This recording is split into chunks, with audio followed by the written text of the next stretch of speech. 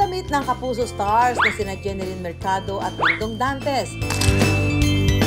Favorite outfits ni Mel Chanco, Emil Sumangil at Arnold Clavio.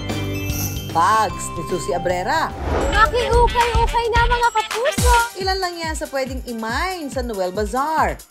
Kaya kami nandito for early Christmas shopping. Mostly pag bazaar is usually affordable eh. So talagang we're looking forward sa mga ganitong events. This is my 5th year na pumupunta kami. Naka-shop ka na, nakatulong ka pa doon sa Kapuso Foundation.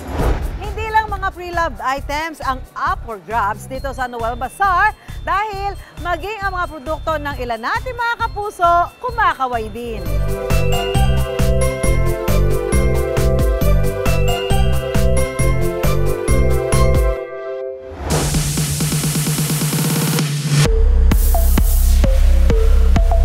Isa ang tindahan ng 59 years old na si Rose na mula sa Marikina sa daan-daang pop-up booth sa Noel Bazaar. Nakita ko parang okay siya kasi ito yung matagal na longest bazaar siya. Kaya ito lang yung una kong sinalihan. Taon-taon na raw sumasali si Rose sa Noel Bazaar para mas makilala pa ang kanyang mga produkto. Since mahilig talaga ako sa bag, noong 2012, may friend ako nag-isip kami ng business. Nag-manufacture kami ng bags. Naging supplier ng mga bags si Rose sa malls, pero ang pangarap na negosyo naging dahilan daw ng stress at sakit ng ulo ni Rose. Dumating kasi yung punto na marami akong orders sa mga malls, kaya lang parang hindi ko maibigay ng tama yung demands. Yung mga workers kukulang, medyo hindi maganda yung quality. Dahil dito, itinigil muna ni Rose ang kanyang business na bags. Bumalik siya sa pagiging contractor sa mga construction project. Bata pa lang, likas na raw kay Rose ang pagiging madiskarte para mabuhay. Since broken family kami, 5 kami magkakapatid, nagpilit lang talaga akong makatapos mag-aral kasi ayoko nang ulitin yung buhay namin noon.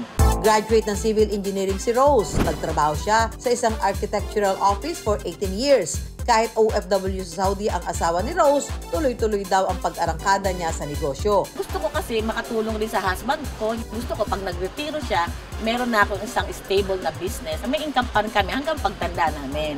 At dahil first love ni Rose ang bags, bumalik siya sa negosyo noong 2020. Noong nag-pandemic, nakita ko parang medyo okay yung mga transparent na bag dahil ko kailangan sa mga hospital. Nag-try ako. So naging okay naman siya.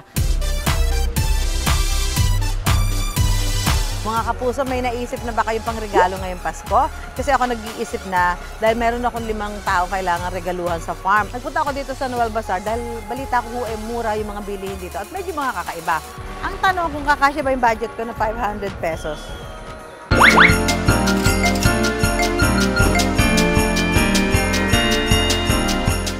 Ganda naman ito. Sale po, 200 lang. 200. 5 yung bibigyan ko, kaya lang pera ko lang, 500. 500. Meron po tayong mga sale doon, tigwa 100. Ito, no? Yan, opo. 100 din to? 100 din. 100 lang. Oh. Very useful. Saan mo ba ito gawa, ma'am? Gawa po ito, Marikina made po tayo, Marikina. Matibay. Opo, dahil matibay po. gawang Marikina ho Opo. yan. Dahil I have 3 girls and 2 boys. Yan. Ayan. Meron na, So, kasya dito yung 500. Kasya po, eksakto. Saka maganda, gawang Marikina. Saka maganda yung pagkakagawa niya, ha? Thank you, ma'am. Ayan, di syempre, nabawasan na ng konti yung iniisip ko, di ba? Nakabili na ako ng para sa 5 tao. Ito po yung bayan, walang sukle. Thank you po. Pero meron ako na pamili. Ganda ng color. Magamit ko siya sa kahit anong event. Matibay po kasi siya, talagang nakatahing yung mga ganyan. Hindi po siya mabilis talaga mapatay. 10,000 pesos na naging puhunan ni Rose sa kanyang negosyong bags. Galing ang perang pinaikot sa ipinapadala ng kanyang asawa.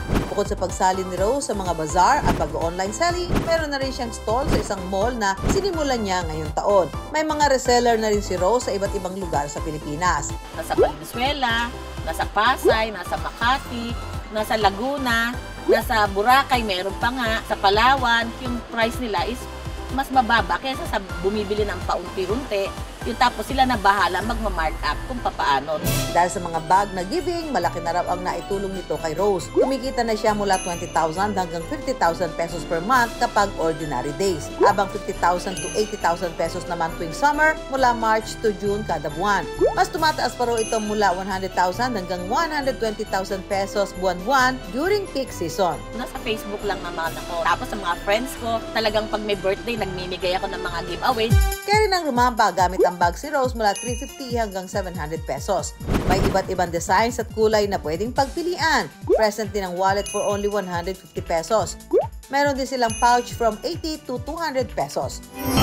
Malaki raw ang pasasalamat ni Rose dahil hindi lang sila ang natutulungan ng kanilang negosyo, kundi maging ang kanilang mga empleyado. Meron silang sarili makina, yung wala, binigyan ko naman sila ng makina para sa bahay sila gumagawa. Purpose ako kaya kahit ilan yung magawa nila, ayun naman mababayaran ko. Dahil sa makakulay na bag si Rose, mas nagkaroon ng kulay ang kanilang buhay.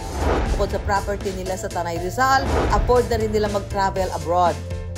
Kung magnenegosyo, dapat daw piliin kung ano ang malapit sa puso mo. Yung gustong-gusto mo, yun ang gawin mo kasi doon hindi ka magsasawa, respeto sa tao mo, sa mga client mo, communication nyo, dapat talaga lahat maganda. Walang instant sa pagninegosyo. Bawat galaw, may kaakibat na pagsubok. Pwedeng tumigil pansamantala, pero huwag susuko para ang pangarap na makulay, maaabot mo.